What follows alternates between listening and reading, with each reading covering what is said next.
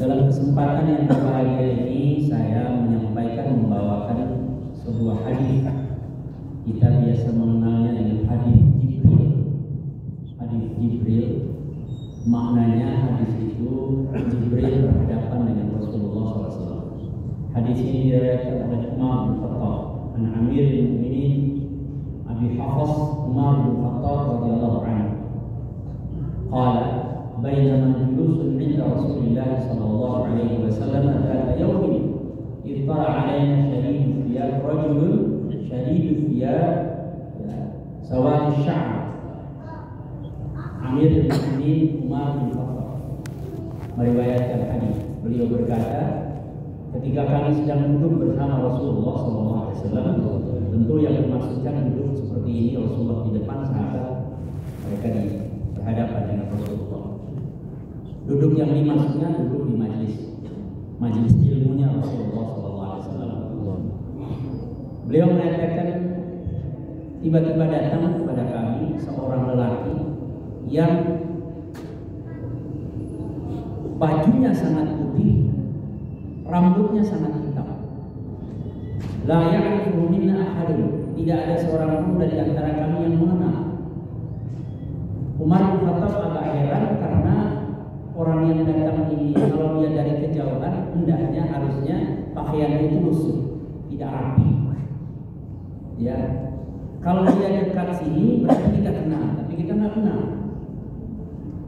Ya, kemudian dia datang langsung berhadapan Rasulullah SAW. Ya, menyatukan lututnya dengan lututnya Rasulullah. Allah. Ya, kemudian meletakkan kedua telapak tangannya di pahanya Rasulullah. Meletakkan tangan, duduk berhadapan, tangannya di dalam. Qala, kemudian dia berkata, akhbirni 'anil Islam. Nanti di ujungnya hadis itu Rasulullah mengatakan, Umar, kamu tahu siapa yang datang? Kata Umar, Allahu a'lam wa rasuluhu a'lam. Allah dan Rasulnya yang lebih tahu. Ternyata yang datang itu malaikat Jibril. Maka disebut hadis Jibril. Dia berwujud seorang lelaki. Dia letakkan tangannya di pahanya Nabi lalu berkata, akhbirni 'anil Islam. Wahai Muhammad, ya Muhammad, akhbirni 'anil Islam. Ya Muhammad, jelaskan kepada saya apa itu Islam. Dijawab oleh Nabi, al-Islam an tashhada an la ilaha illallah wa anna Muhammadar Rasulullah wa tuqimus shalah wa tu'tiyaz zakah wa tasuma Ramadan wa tahujjal bait in istata'ta ilaihi sabila. Rukun Islam yang kita kenal. Islam itu kata Nabi kepada malaikat Jibril, Islam itu engkau syahadat, lalu sholat, puasa, zakat, haji, yang kita kenal dengan rukun Islam. Sempurnanya secara ideal, sempurna orang jadi Islam itu 5-5-nya. Syahadat sudah, sholat sudah, puasa, zakat, haji. Ibarat tiang itu sudah kokoh, sudah sempurna, karena rukun yang 5 ini sudah dapat. Tapi tidak menjadi kekhawatiran orang yang belum mampu pergi haji itu dia bisa dapat pahala haji, gampang. Habis sholat subuh kata Rasulullah tidak pulang ke rumah, habis sholat subuh duduk di masjid, zikir, baca Quran, tidak ngomong yang kotor, tidak batal wudu sampai matahari terbit. Matahari sudah terbit, naik dia sholat sunnah 2 rakaat, namanya disebut sholat sunnah isyraq. Itu pahalanya sama dengan orang pergi haji. Allah. Ya, jadi kita yang belum mampu ada jalan. Apalagi sekarang, kemarin teman saya di Jakarta itu baru daftar haji. Bulan Juni kemarin dia daftar haji, itu dikasih dalam estimasi keberangkatannya 2071. Daftarnya kemarin. Berangkatnya 2071. Allah. Itu di Jawa Barat. Di Bantaeng, Sulawesi Selatan itu antriannya 97 tahun. Daftar sekarang 97 tahun kemudian baru bisa berangkat. Ya, jadi kalau kita di sini masih antri sedikit-sedikit, alhamdulillah, nggak usah khawatir, insya Allah berangkat. Amin. Ya, amin ya rabbal alamin. Ini haji luar biasa, masya Allah. Ya, jadi tapi jangan khawatir. Kalau saya tetap semangat, Bisa, kan jalannya ada 3. Reguler pemerintah punya yang 25 juta, atau ambil ONH plus yang 100 juta atau 150 juta, atau yang Furoda itu tidak pakai antri, daftar sekarang berangkat sekarang. Nggak mahal, dia cuma 300 juta. Kalau orang tahu lebih enak haji daripada beli Innova. Karena haji itu jaminannya surga. Innova salah jalan bisa jatuh di letter S. Allah. Betul ya? Saya kembali kepada hadis tadi. Jadi pertama orang itu rukun ini yang 5. Syahadat, kita sudah syahadat. Sholat yang mana yang dimaksudkan oleh Rasulullah? Sholat yang 5. Sholat yang 5. Banyak saudara-saudara kita tahajudnya rajin, tapi sholat subuhnya kesiangan. Salah konsepnya. Ada yang sholat duhanya rajin, sholat zuhurnya terlambat. Jam 1, jam 2 baru sholat zuhur. Jam 5 baru sholat asar. Percuma. Allah itu lebih suka yang 5 ini. Ketika seorang sahabat Nabi bertanya, "Ya Rasulullah, ayyul a'mali ahabbu ilallah?" Amal apa yang Allah paling suka? Allah paling suka amal kita ini, kalau ibadah paling suka apa Allah? Rasul mengatakan as-salatu ala waqtiha. Salat yang paling Allah suka itu salat pada waktunya. Yang 5 ini. Yang 5 zuhur, asar, maghrib, isya, subuh itu yang paling penting. Orang-orang yang mengutamakan 5 ini lihat keberkahan hidup. Mungkin duitnya nggak banyak, tapi hatinya damai, tenang. Tapi orang yang sholatnya suka diundur-undur, dipermainkan waktunya, lihat duitnya banyak tapi gelisah hidupnya. Allah. Tidak ada cahaya dalam wajah, tidak ada keberkahan. Kita hidup ini yang kita cari sebetulnya keberkahan. Banyak orang duit banyak tapi nggak berkah. Buktinya apa? Dia nggak boleh makan. Rumah ada, mobil mewah, istri cantik, jalan usahanya banyak. Datang ke dokter, kata dokter, "Pak, mulai besok Bapak nggak boleh yang asam-asam. Nggak boleh yang pakai garam. Jangan pakai sambal.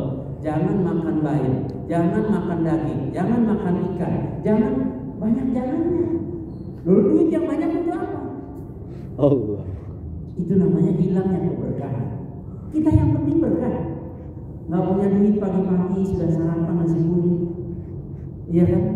Terus ada kopi 1 gelas, rokok sebatang. Itu berkah. Di samping kita ada istri yang mencintai, cantik di samping, Masya Allah. Itu keberkahan. Kita kan sudah salah hitung. Wah, enak jadi orang kaya, hidupnya gampang-gampang. Kata siapa? Kata dia enakan yang miskin. Kenapa? Tidur pulas, ngorok tetangga sampai dengar sebelah. Kenapa? Itu keberkahan. Yang kita cari itu berkah. Supaya dapat berkah apa? Yang 5 dicari. Ini poinnya. Kita umat Islam ini mundur. Kenapa? Yang 5 ini diabaikan. Zaman Rasul nggak begitu, kata Rasul. Pengen maju, pengen berkembang, 5 waktu. Ya. Sholat sunnah itu namanya juga sunnah. Dikerjakan, ya silakan, nggak ada masalah.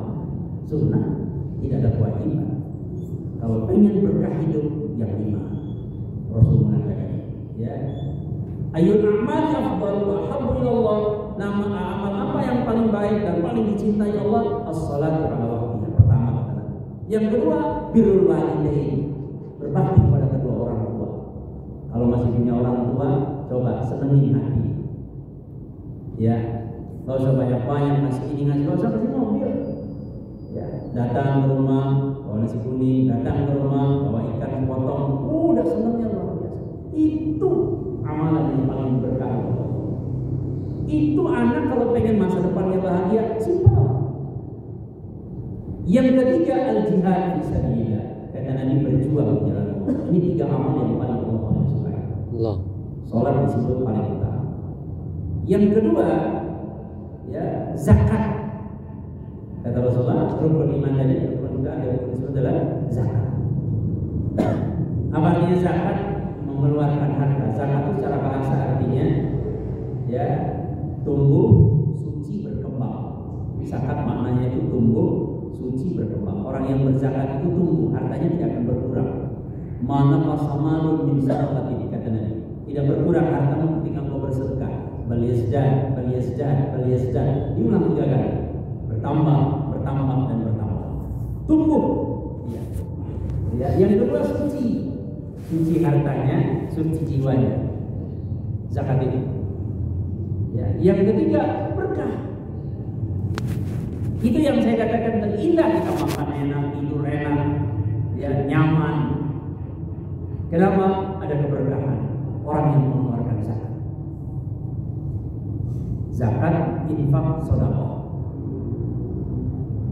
Saya kalau di sana saya bilang, kenapa kita umat Islam ini miskin? Karena kita itu bakhil, kikir. Allah. Ya, bakhil, kikir. Coba kalau dia bersedekah setiap hari, ada rumusnya. Nabi mengatakan setiap pagi di depan pintu rumah kita, pagi-pagi ini depan pintu rumah kita itu 2 malaikat yang datang. Kata Rasulullah, berdiri depan pintu rumah kita, malaikat satu sebelah kanan, malaikat yang satu sebelah kiri, depan pintu rumah. Apa yang mereka lakukan? Hanya berdoa. 2 malaikat ini depan pintu rumah kita itu hanya berdoa. Yang satu berdoanya gimana? Ya Allah, ya, kalau tuan rumah hari ini mereka bersedekah, lipat gandakan hartanya, lipat gandakan rezeki. Sebelah kanan, yang berdiri sebelah kiri, apa dia bilang? Ya Allah, kalau orang yang di rumah hari ini tidak bersedekah, habiskan hartanya. Allah. Kira-kira kita mau dapat yang mana? Yang kanan atau yang kiri? Jangan sederhanakan 2.000 yang kita taruh di kantong kotak amal itu. Subuh, maka di sana kita istilahkan sedekah subuh. Sedekah yang paling dahsyat itu subuh. Datang ke masjid dari rumah bawa mau 2.000, mau 5.000, mau 500, taruh aja. Kuncinya cuma satu, istiqomah. Jangan putus tiap hari. Istiqomah. Sebab orang yang bersedekah ini masya Allah luar biasa. Saya cerita. Kemarin waktu khutbah di Masjid Agung saya cerita lagi di sini, cerita yang sama. Ya, ada pemuda yang datang kepada Nabi Ibrahim alaihissalam, minta nasihat karena besok mau nikah. Dinasihati oleh Nabi Ibrahim. Selesai dinasihati, pemuda itu pulang, malaikat Israel datang. Kata malaikat Israel, Nabi Ibrahim, ada apa pemuda itu datang? Dia minta nasihat, mau nikah besok. Kata malaikat Israel, besok saya cabut nyawanya. Allah. Besok dia mati, saya cabut nyawanya. Malaikat Jibril, ya kata Israel, Nabi Ibrahim bingung, ini gimana? Apa kita batalin pernikahannya besok? Gitu kan? Bingung ya. Ternyata besok hari itu pernikahannya lancar. Pemuda itu dengan istrinya hidup terus, dapat anak. Luar biasa, mereka bahagia. Kata Nabi Ibrahim, waduh, Jibril ini bohong sama saya. Ya, jangan-jangan bohong. Datanglah dia. Satu saat kalau ketemu Israel saya akan tanya, kata Nabi Ibrahim. Ketemu malaikat Israel. Kata Nabi Ibrahim, Israel kenapa kau bohong? Bohong apa? Engkau mengatakan pemuda dulu yang datang di rumah saya malam-malam minta nasihat itu besok mati. Ternyata hari ini dia masih hadir, masih hidup. Bahkan punya istri, anaknya ada, hartanya banyak. Bagaimana engkau bisa berbohong? Kata Israel, saya tidak berbohong Nabi Ibrahim. Itu catatannya sudah saya pegang. Namanya sudah ada dalam catatan saya. Memang jatahnya besok. Tapi ternyata ketika dia pulang dari rumahmu Nabi Ibrahim, malam itu pemuda itu pulang ke rumahnya karena dia pengen besok acara pernikahannya biar lancar, dia bagi-bagi sedekah. Jadi malam itu dia berbagi sedekah ke tetangga semua, banyak sekali yang dia bagikan. Dengan berkat sedekahnya itu Allah perintahkan saya, Israel, pemuda itu jangan dicabut nyawanya besok, tambah umurnya 70 tahun. Allah. Berkat daripada sedekah. Ya. Cerita sebaliknya Nabi Isa alaihissalam. Zaman Nabi Isa, kata Rasulullah, ada orang itu tinggal 3 hari lagi, kita masih 3 tahun lagi, dia itu mati. Pelitnya na'udzubillah minta. Ya, akhirnya kata Allah, sisain 3 hari lagi. Allah. Ambil nyawanya. Kenapa? Bakhil. Allah. Sedekah ini Masya Allah luar biasa. Kalau pengen dagang kita lancar, jangan putus sedekah tiap hari. Kita yang suka turun ke laut, sebelum turun ke laut coba kasih sedekah tiap hari. Usaha apa saja, insya Allah berkah dengan bersedekah. Ya, yang punya penyakit, apa kata Nabi? Dawu mardakum bis sadaqah. Sembuhkan penyakitmu dengan sedekah. Sembuhkan dengan sedekah. Kita kan kalau sakit kemana? Ke dokter dulu. Ke dokter dulu. Mana? Dokter ketut. Wah, dokter dulu. Puskesmas dulu. Bukan begitu, Rumus. Orang Arab Saudi itu rumah sakitnya sepi. Kenapa? Dia kalau sakit sedekah dulu. Udah sedekah masih belum minta pada Allah, ya Allah, Anta syafi la shifa illa shifa'u, shifa'an la yughadiru saqama. Ya Allah, Engkaulah yang Maha Penyembuh, sembuhkan penyakit. Kata Nabi, kalau engkau sakit, di mana yang sakit? Pegang, tempelkan tangan. Baca bismillah 7 kali. Bismillahirrahmanirrahim, bismillahirrahmanirrahim, bismillahirrahmanirrahim. 7 kali baca. Baca, minta kepada Allah. Sembuh. Ya, dokter itu nomor sekian. Kalau juga nanti kasih ini dokter kalau ngasih obat kan satu, saat penyakitnya cuma demam, itu obat sampai 5. Kebanyakan. Padahal kita butuh cuma demamnya.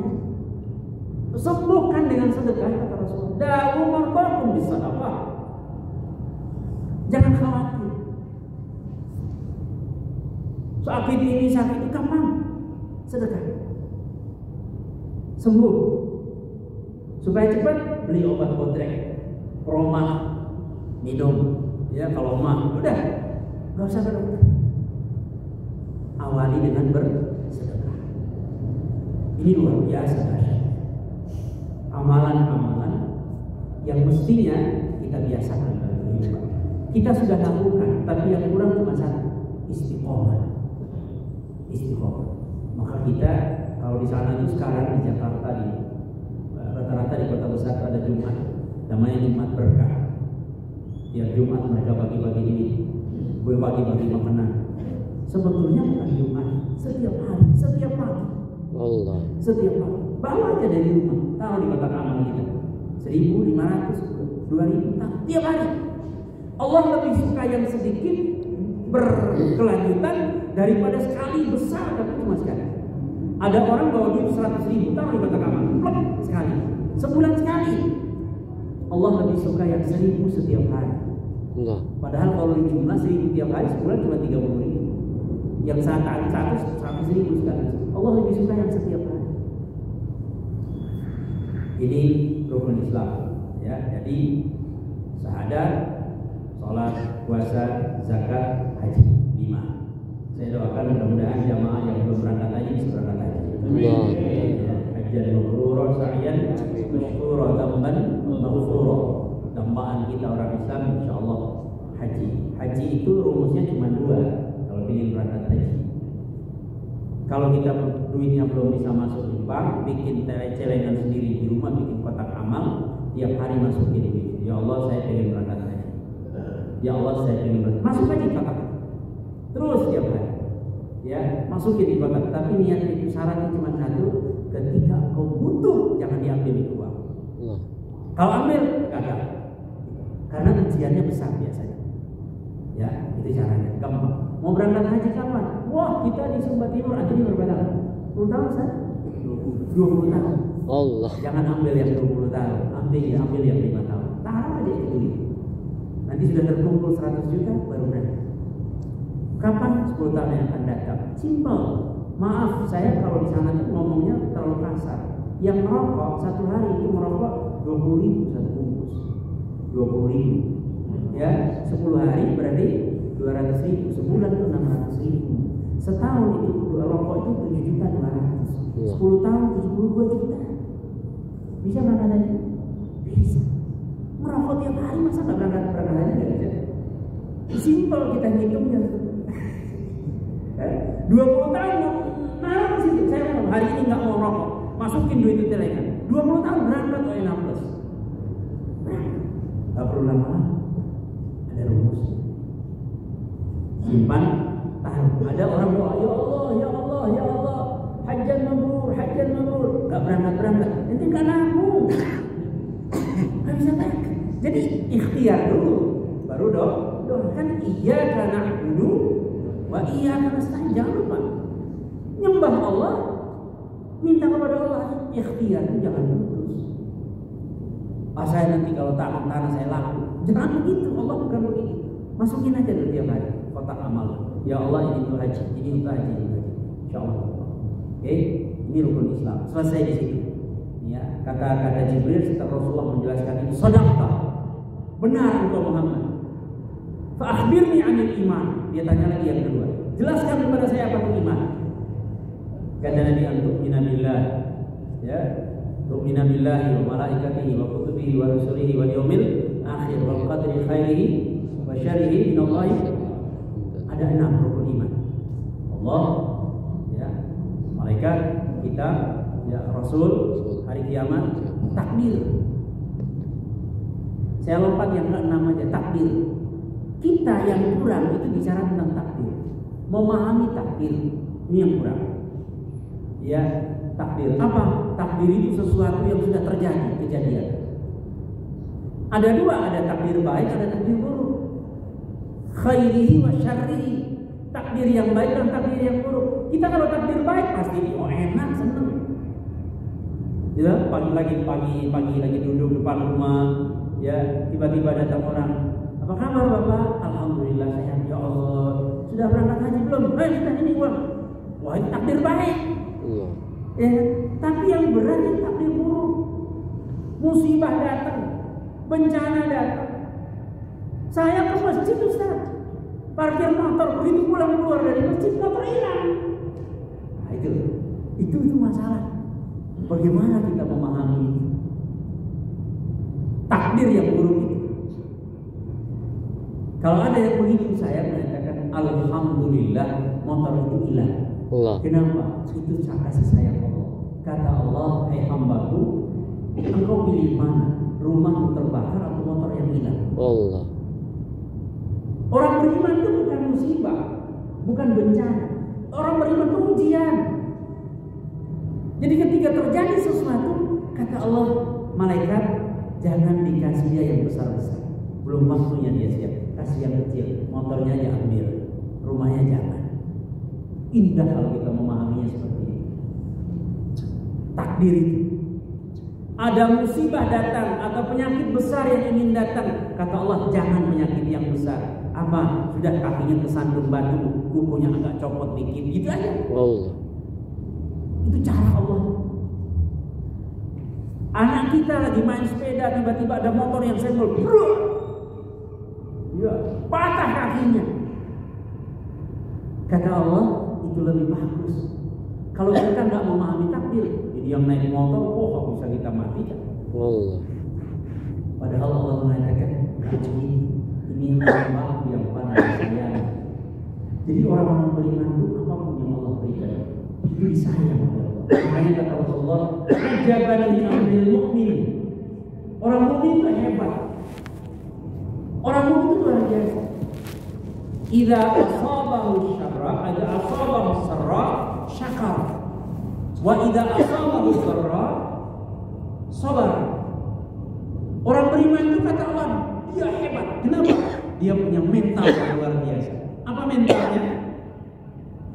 Idza asabahu sarra, kalau dia dikasih kesenangan, kasih nikmat yang enak-enak, dia mengatakan syakar, bersyukur kepada Allah.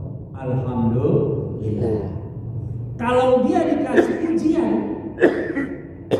dikasih ujian oleh Allah, sabar. Dia mengucapkan inna lillahi wa inna ilaihi raji'un. Sabar. Itu orang beriman. Teman kita ini, mohon maaf, dari sana sampai sini barangkali itu menafsirkan innalillah itu dipersempit. Allah. Kenapa kalimat innalillah wa inna ilaihi raji'un taruhnya di kain untuk memangku?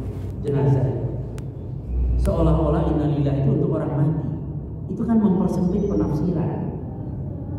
Yang cocok di keranda-keranda itu kalau mau ditulis kullu nafsin dha'iqatul maut. Itu yang pas di situ. Bukan innalillah. Innalillah itu untuk semua. Kita jalan ke sandung batu innalillah. Ada yang sakit innalillah. Ini coba ya lagi sakit innalillah. Dia belum mati loh. Seolah-olah innalillah itu hanya untuk orang mati. Salah. Salah penempatan. Ayat itu untuk semua kejadian, semua hal-hal yang terjadi, ya musibah kecil besar yang sedang apapun itu innalillah. Jadi nggak ada kaitannya, ya termasuk kematian. Tapi kalau ditaruh di situ orang tahunya, oh mati innalillahi. Pengumumannya juga begitu, innalillahi wa inna ilaihi raji'un. Harus ditambah kullu nafsin dha'iqatul maut. Setiap yang bernyawa pasti akan mati. Itu sebetulnya. Ya. Jadi yang keenam ini yang paling penting buat kita. Bagaimana memahami takdir. Memahami takdir. Kejadian-kejadian, peristiwa-peristiwa yang terjadi. Orang beriman itu persepsinya, pemahamannya selalu indah. Selalu indah. Apapun yang terjadi ada hikmah. Motor hilang, sepeda hilang, atau duit hilang, itu hikmah. Ada apa ini? Satu, bisa jadi Allah negur. Kenapa? Kurang zakat. Ya, apa kata Rasulullah? Laulal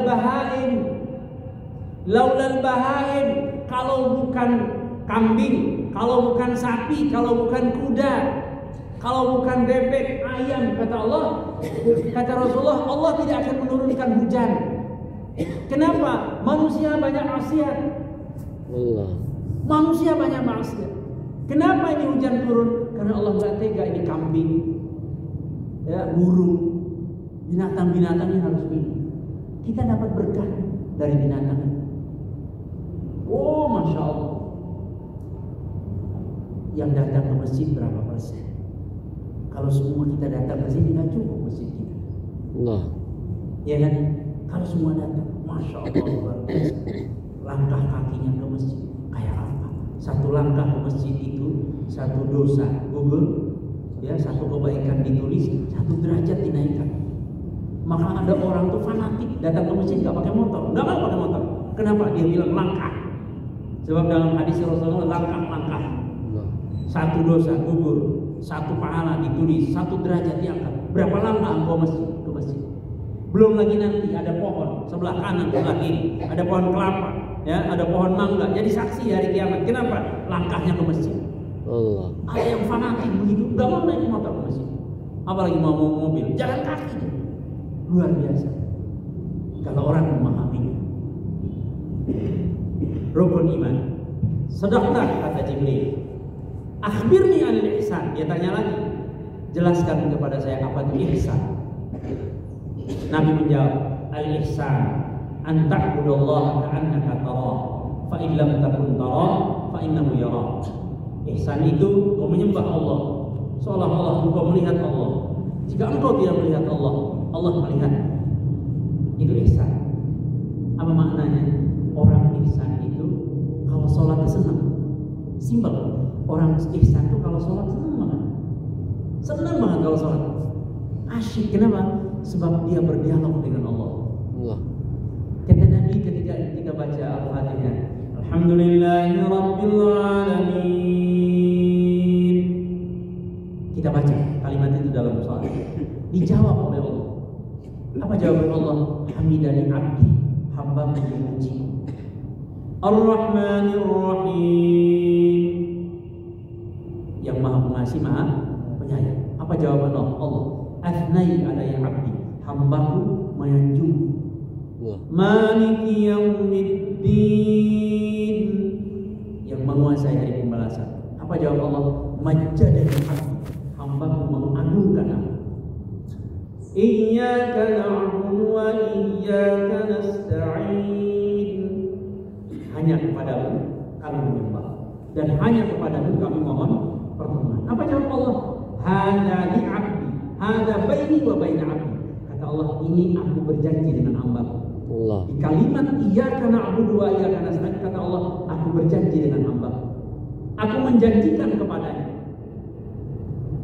Ihdinas siratal mustaqim.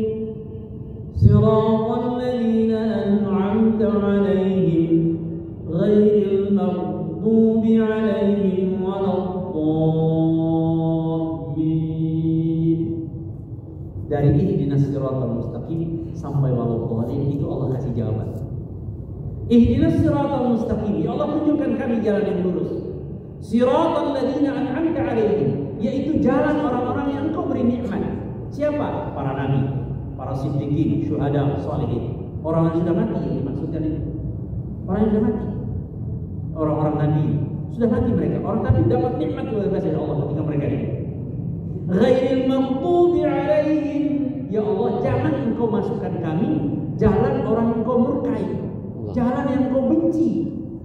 Waladdallin, dan jangan jalan orang-orang yang sesat. Allah. Jangan ya Allah. Sampai di situ baru Allah jawab, hadza li 'abdi wa li 'abdi ma sa'al. Ini jatah hambaku dan apa yang dia minta aku kabulkan. Allah. Maka di ujung kita tutup dengan amin.